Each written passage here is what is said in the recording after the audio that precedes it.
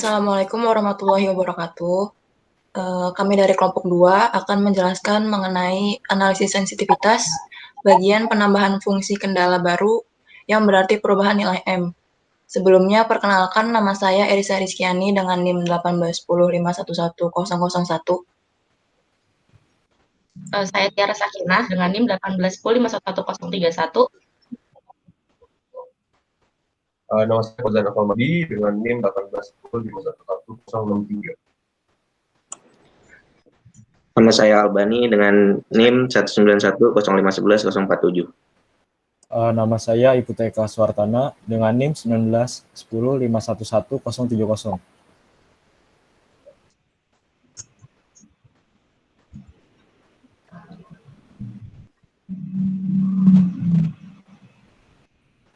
Ini siapa yang mau ngomong?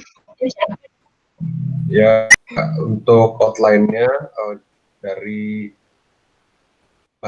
kelompok 2 yang akan dibahas adalah ada 4. Pertama, analisis sensitivitas itu apa pengertiannya, terus kemudian nomor 2, penambahan fungsi kendala baru, itu merupakan bagian dari analisis sensitivitas. Kemudian yang ketiga, coba kita pembahasan soal, terus keempat, soal buat teman-teman di kelas TRO. Ya, silakan dimulai dari. Oke, sebelumnya kami akan menjelaskan tentang apa itu analisis sensitivitas. Analisis sensitivitas adalah analisis yang digunakan untuk mengetahui pengaruh dari perubahan terjadi pada parameter model linear programming yang sebelumnya sudah dicari solusi optimalnya. Gitu. Jadi analisis ini digunakan untuk menganalisis segala perubahan yang terjadi baik dalam koefisien maupun variabelnya ataupun penambahan kendala dari akibat yang ditimbulkan. Nah, analisis ini dilakukan dengan kondisi optimal sebelumnya harus cari dulu gitu. Jadi harus mencari kondisi optimalnya baru bisa kita cari analisis sensitivitasnya. Gitu. Karena itu analisis ini disebut juga post optimality analysis. Manfaatnya itu banyak. Jadi yang pertama untuk mengurangi dan menghindari perhitungan ulang karena tidak perlu lagi menghitung dari awal. Kemudian menguji efektivitas dari variabel yang telah kita temukan, gitu. Dan mengurangi angka produksi dan memaksimalkan hasil yang pastinya bakal kita cari nantinya. Nah, analisis sensitivitas seperti yang sudah saya bilang sebelumnya, dikelompokkan berdasarkan perubahan-perubahan parameter. Yang pertama ada perubahan koefisien fungsi tujuan atau CJ, kemudian ada lagi perubahan koefisien teknologi atau AIJ, ada lagi perubahan nilai kanan atau biasanya disebut dengan BI, kemudian ada penambahan fungsi kendala baru yang berarti perubahan nilai M, dan yang terakhir ada penambahan variabel keputusan XJ yang berarti perubahan pada nilai N atau sisi sebelah kiri. Yang akan kami bahas saat ini yaitu penambahan fungsi kendala baru. Penambahan fungsi kendala baru dilakukan karena suatu perusahaan memerlukan suatu sumber daya yang baru dengan tujuan untuk meningkatkan keuntungan. Akan tetapi, penambahan kendala baru belum tentu dapat meningkatkan keuntungan atau menekan biaya produksi.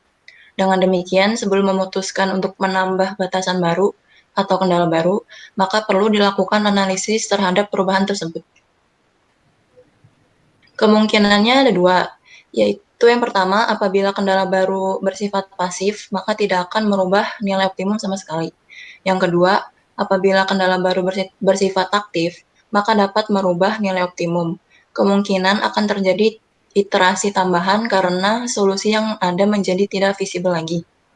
Nah, cara untuk mengidentifikasi apakah fungsi kendala tersebut terganggu atau tidak, yaitu dengan mensubstitusikan nilai variabel basis pada tabel optimal ke fungsi kendala baru.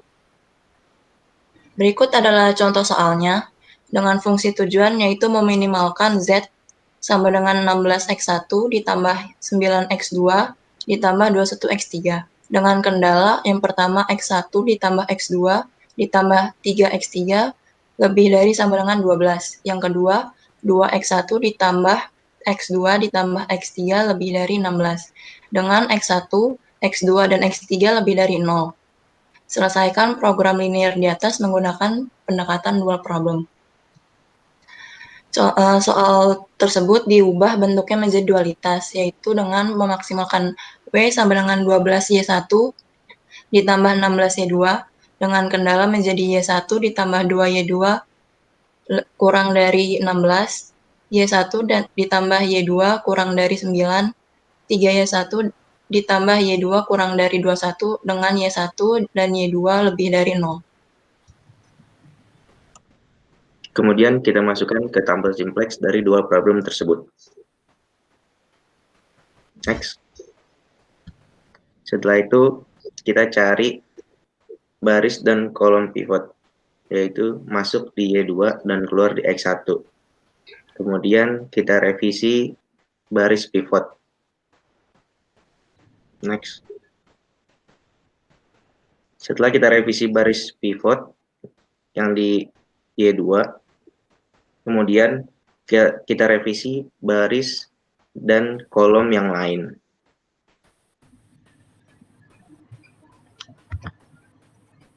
Dan akan hasilnya seperti ini.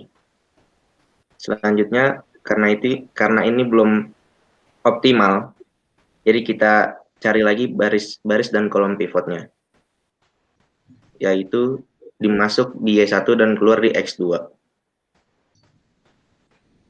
Setelah itu kita revisi lagi baris pivot, dan kemudian kita revisi baris dan kolom elemen yang lain. Next.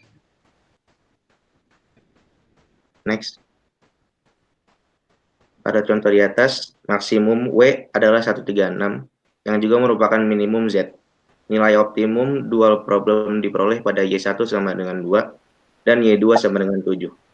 Sedangkan nilai optimum primal problem diperoleh pada X1 sama dengan 4, X2 sama dengan 8, dan X3 sama dengan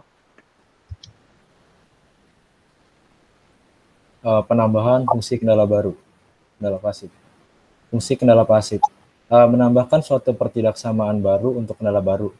Misalnya kita menambahkan kendala X1 ditambah X2 ditambah X3 lebih besar daripada 12.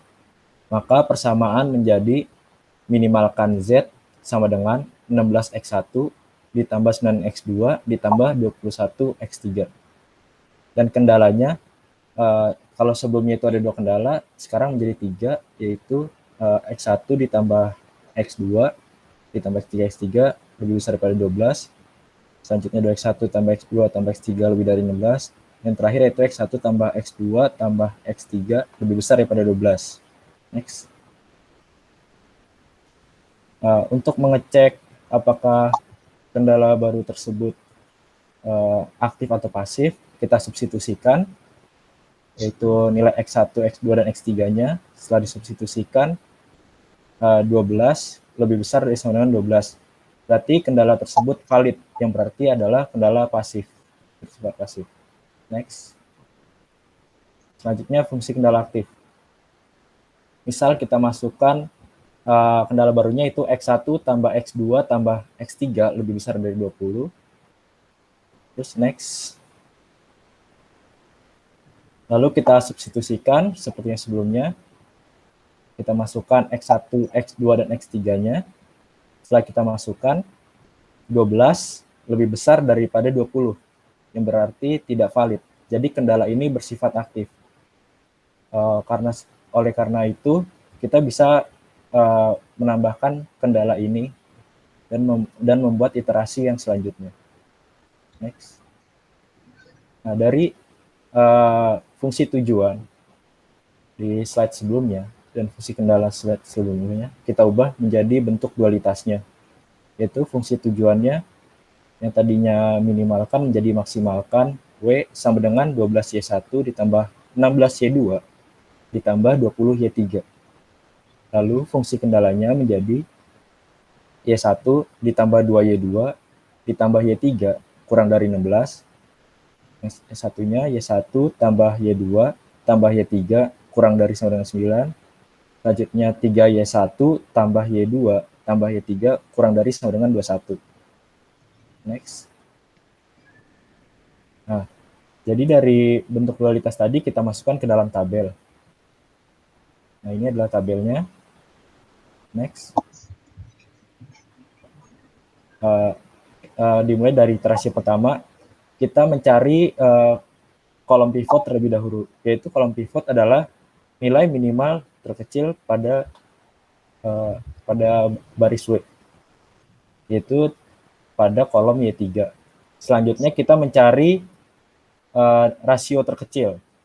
Rasio adalah nilai kumulatif yaitu NK dibagi dengan Y3 dan didapatkan yaitu pada baris Y3 di variabel basis. Next.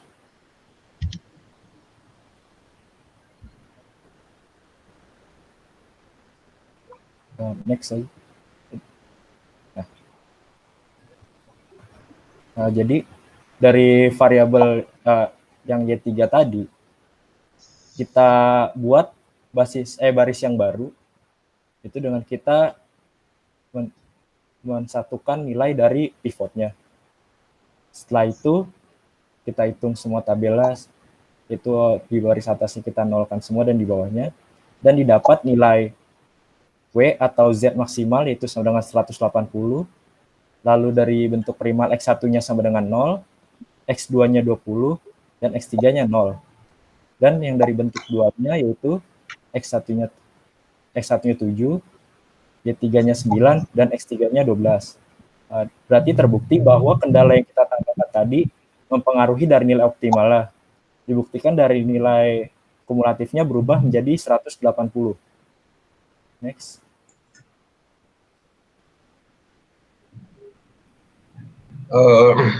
Jadi analisis sensitivitas adalah teknik pengujian atau analisis untuk menguji parameter produksi terhadap perubahan variabel uji pada fungsi optimal. Jadi kasus-kasus yang telah diuji kita coba analisis sensitivitasnya, yang mana terdapat beberapa parameter yang sudah disebutkan. Contohnya tuh ada perubahan koefisien fungsi tujuan, perubahan koefisien teknologi.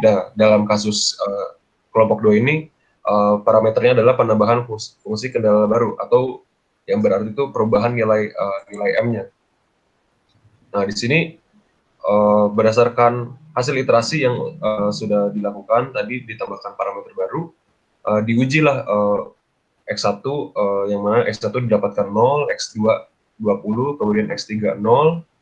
Kita substitusikan kepada fungsi yang baru tadi, kita dapatkan hasil 0 tambah 20 tambah 0, sehingga 20 lebih besar sama dengan 20, hasilnya valid.